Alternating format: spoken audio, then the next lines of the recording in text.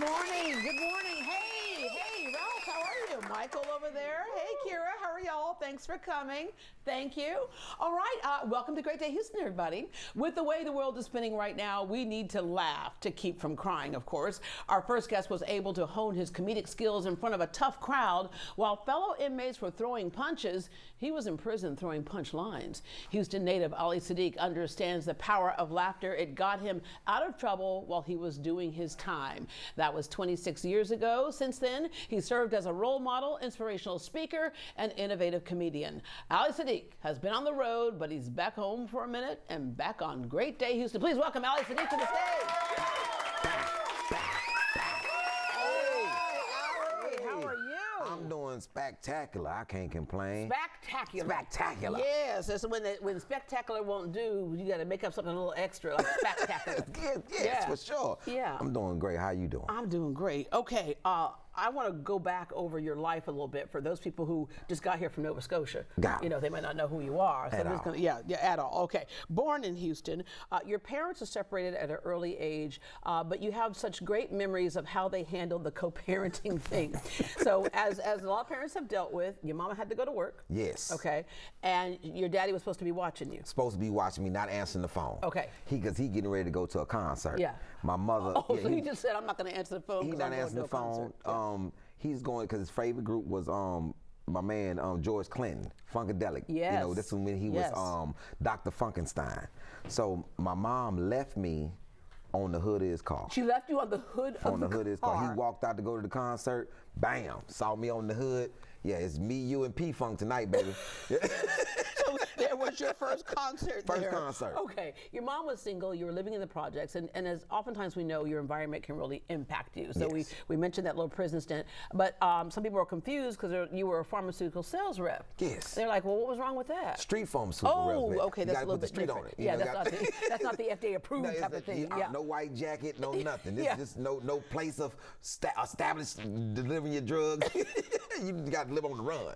So you got a little trouble, ended up in prison, and you know, as they always say, your toughest times can teach you your greatest lessons. And I'm sure you didn't enjoy it while you were there, but looking back, what a foundation to understand people, and that's what comedy is about: is understanding people. Definitely, observation skills are heightened when you in that situation. Yeah, that's where I honed my observation skills. You know, I honed my craft at Just Joking Comedy Cafe. Yeah. But the observation skills, being an observational person, came from being incarcerated. Yeah. What did you think you wanted to be when you grew up? I'm a chef. Okay. I already knew what I wanted to be. I went through a transition. You know, I wanted to be a cop. Like everybody, yeah. I wanted to be a cop. I wanted to be a Navy SEAL, then chef, and then comic. Yeah.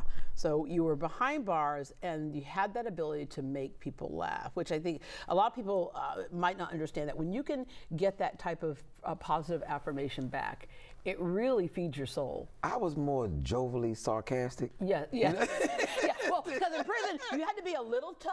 You couldn't just be cute, right? You had to be a little tough. I'm very sarcastic. Like, hey, y'all about to fight? Yeah, guess what? Y'all gonna lose. Who's willing to lose 2 fights today? Because y'all gonna fight, somebody gonna win. Yeah. Then the CO's gonna come in and beat up both of y'all. Yeah, So somebody gotta be willing to lose 2 fights. Today, I just wanna know who gonna do it. At what point did it enter your mind that maybe being a comedian would be a career choice?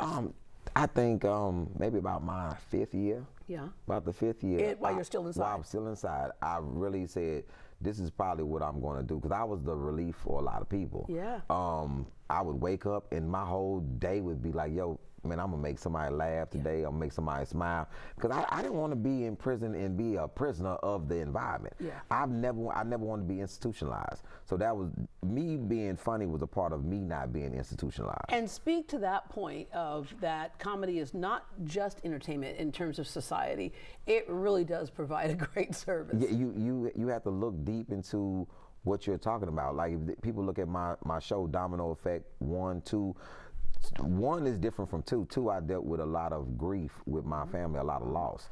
Then 3 was different than 4. So it was therapy at some point, too. It was therapy. You know, I had to release a lot of stuff that was going on inside of me out to the public. So that was a big thing for me as well as the audience. Yeah, you took it seriously.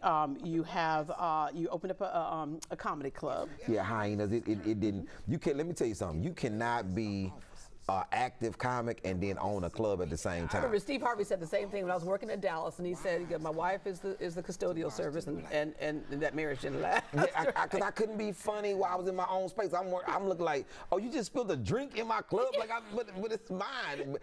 Steve couldn't do it.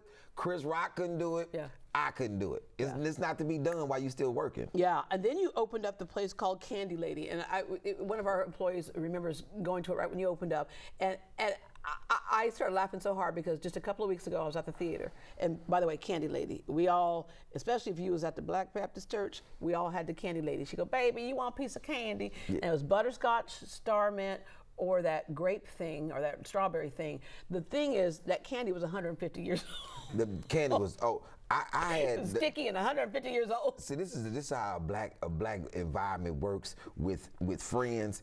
I owned Hyenas Comedy Club. Okay. Then once Hyenas, I was about to get rid of it. Then Keelan and Farouk and Marcus D. Wiley got it and named it the Candy Lady. And then I would still come there and perform. I was funny. I was funny at the Candy Lady. Was never funny at Hyenas. You see, it was crazy. I was like, it was like you said, it was a little ownership change. It wasn't my thing. It was like, yo, I'm coming for Keelan and Marcus. I'm in there hysterical. Yeah. They were like, what happened when he was Hyenas? Yeah. And then you walk off stage and go, by the way, somebody spilled a drink. Y'all need to clean that up. Y'all need to, it ain't, the toilet clog has nothing to do with me. It has nothing to do with me. Y'all can have this place. Okay, so you were doing that, and it's like you're making it happen, connecting dots, making it happen, and then you had a moment where it was, I oftentimes say on the show, the God winks that tell you you're doing the right thing, you're on the right track, and it elevated what you were doing. Yes, I think what that was, well, I met DL. I ran into DL. Hughley? DL Hughley, and he asked me to come on the road with him. And it was just, everything started lining up, and then all the advice that I had got started coming to fruition.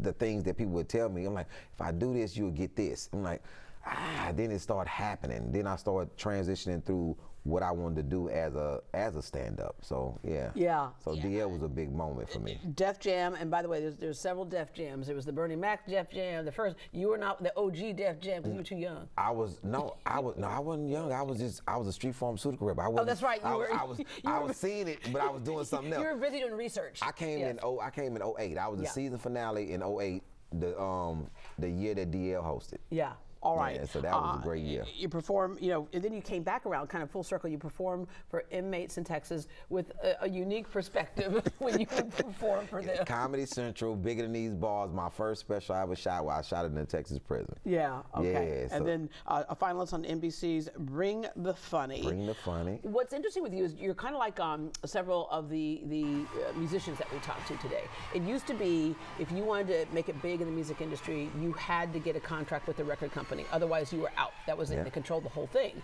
Today, we're seeing people become stars on TikTok. We're seeing people kind of circumvent the way that it's done. You've been able to also circumvent the way that it's done.